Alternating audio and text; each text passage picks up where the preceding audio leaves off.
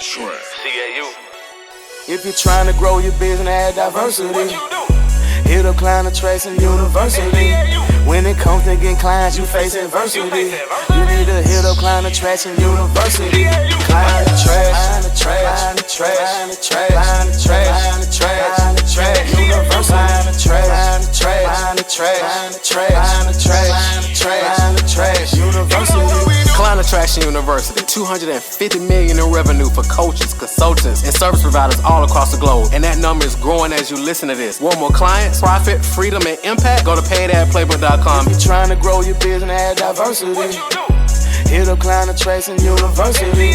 When it comes to getting clients, you face adversity. You need to hit up Client Attraction University. Paidadplaybook.com. That's PAID ad playbook.com. Welcome, everyone. I am actually going to dive into how to attract your ideal client. The first step to attracting your ideal client is, I think, knowing who is your ideal client. So my first question to you all is, who is your ideal client? If we want to attract someone, we got to know who they are. So identifying a segment of individuals isn't decided on who is an ideal client, right? So for example, if we say entrepreneurs, well, what type of entrepreneurs? That's super broad. Like, what type of entrepreneurs? There's entrepreneurs at every level, right? We got aspiring entrepreneurs all the way up to entrepreneurs that are making 100 million plus per year, right? And they all have different challenges. So the first thing you got to do is like identify who is my ideal client in relation to the problem that they have that you solve, right? Because you could be targeting an entrepreneur, but they don't have the problem that you solve. Then that doesn't make them an ideal client, right? I see somebody say realtors. Okay, well, somebody could be a realtor, but they don't have the problem that you solve. Then that doesn't make them an ideal client. I saw somebody say parents with kids. Well, somebody could be a parent with a kid, but they don't have the problem that you solve. Does that make sense? If they fit the demographic, but they don't have the problem you solve, then they're not an ideal client, right?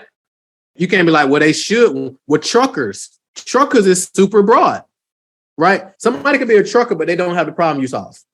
And then you got different types of truckers. You got truckers who drive 18-wheelers. You got people who drive box trucks. You got people who drive Sprinter vans who consider themselves truckers. You got people, like, it's super broad. So you need to be as specific as possible. 100%. When it comes to creating marketing and attracting your ideal client, it's about precision, right? Sierra is our messaging coach here at Client Attraction University. She has a phenomenal analogy. But basically, she has an analogy where she talks about the difference between a sniper and like an assault rifle, basically, right? A sniper is specifically sniping in on one specific target. An assault rifle, not so much. So you want to be a sniper when it comes to your messaging, all right? Which brings me to laying this out, the client attraction pyramid. So when it comes to attracting your ideal client, the foundation of it is having the right message. Okay, so let's start there. So you got to have the right messaging. You can't create the right messaging if you aren't speaking to the right person. Like, you have to be singing their specific song. You got to be speaking to them in their specific words. So for example, Young Von said, single females 18 to 35, heartbroken, that's looking to heal. Just think about that, right? First of all, what do they really want? Like, when you say looking to heal, what does that mean? That's number one. And number two, let's be clear. The challenges that an 18-year-old has when it comes to being heartbroken and somebody who's 35 is two completely different things, right? They have two completely different. Now, have they both been heartbroken? Possibly, right? Are they both looking to heal? Maybe. But how they view the world, the words that they use, how they describe the experience, how they describe where they're looking to go, their values, their perspective, all these things are drastically different. So it's impossible almost impossible to be speaking to an 18-year-old.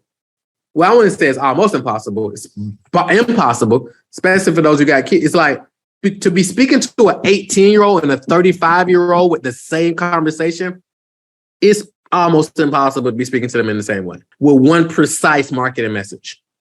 So first and foremost, we got to get crystal clear who is the ideal client, and then we got to create the right messaging for them.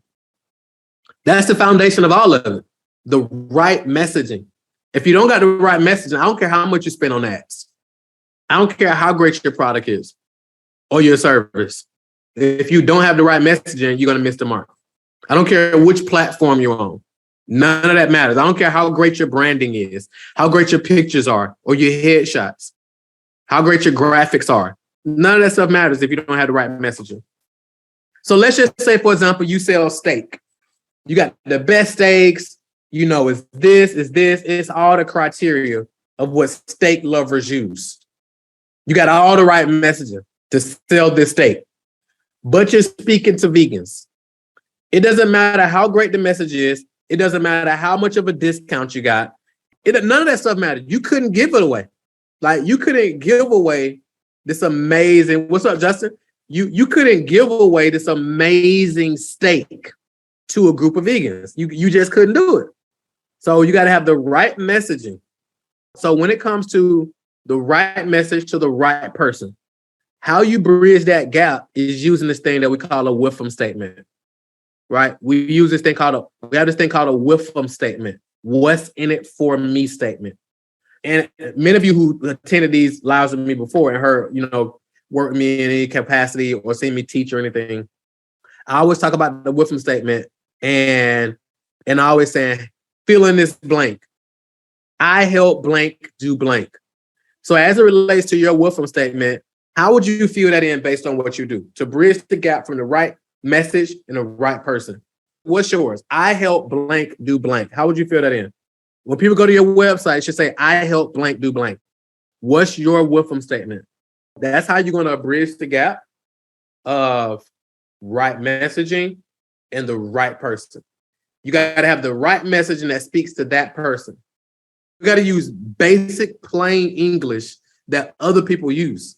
Like that regular, everyday people. Because what happens is, as experts like you all are, you have the curse of knowledge, right? You have the curse of knowledge. So what is the curse of knowledge? The curse of knowledge is you know so much about what you do, and you're so evolved based on the personal work that you've done that you sometimes can be disassociated from the individuals who you're looking to serve.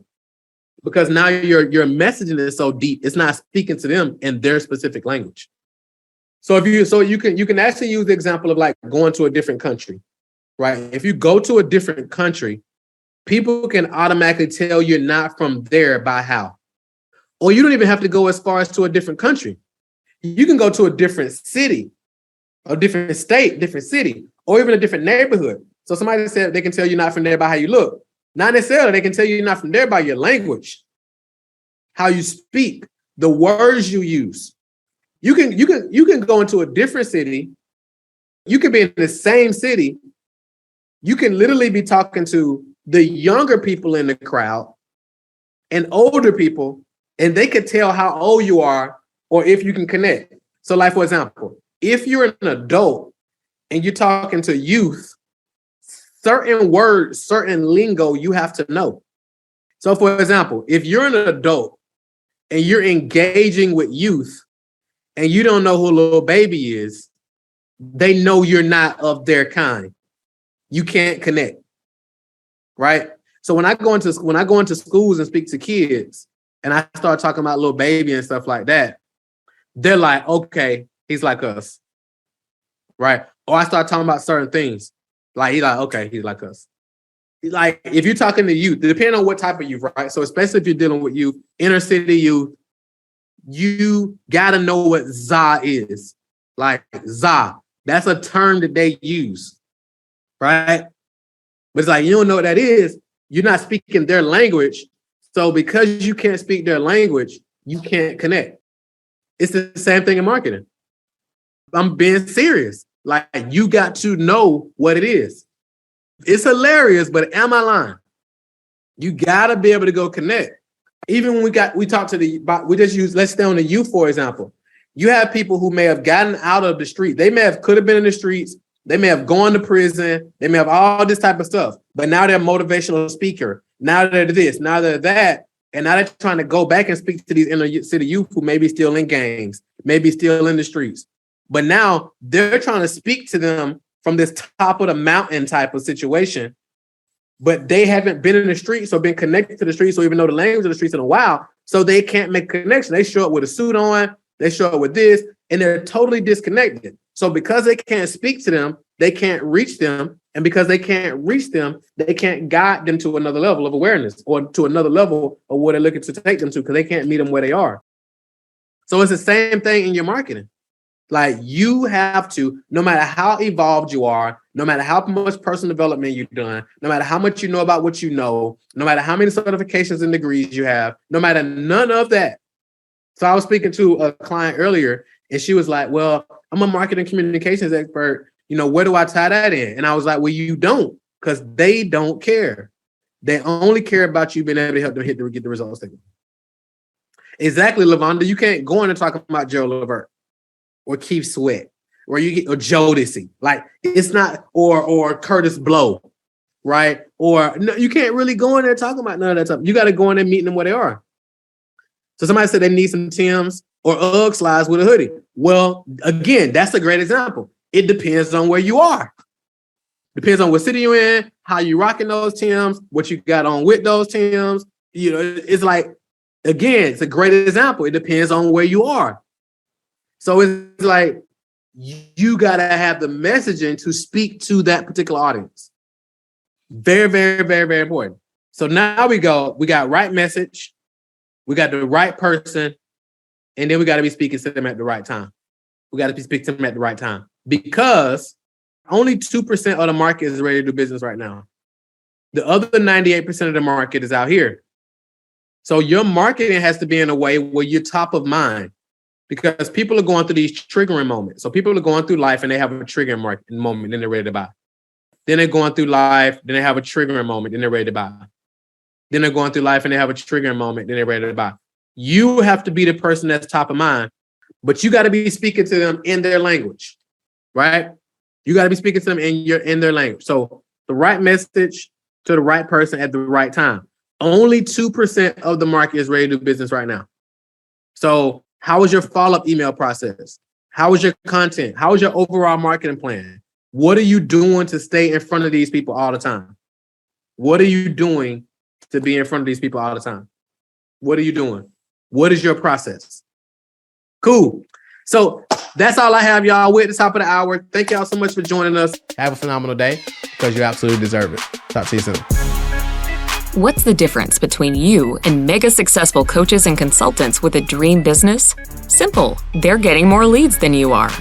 What if there was a way to get 50 to 100 leads every single day like clockwork? Would you want it? Then go to www.getdailyclients.com to access our paid ad playbook that has brought in millions of leads for our clients over the years on complete autopilot.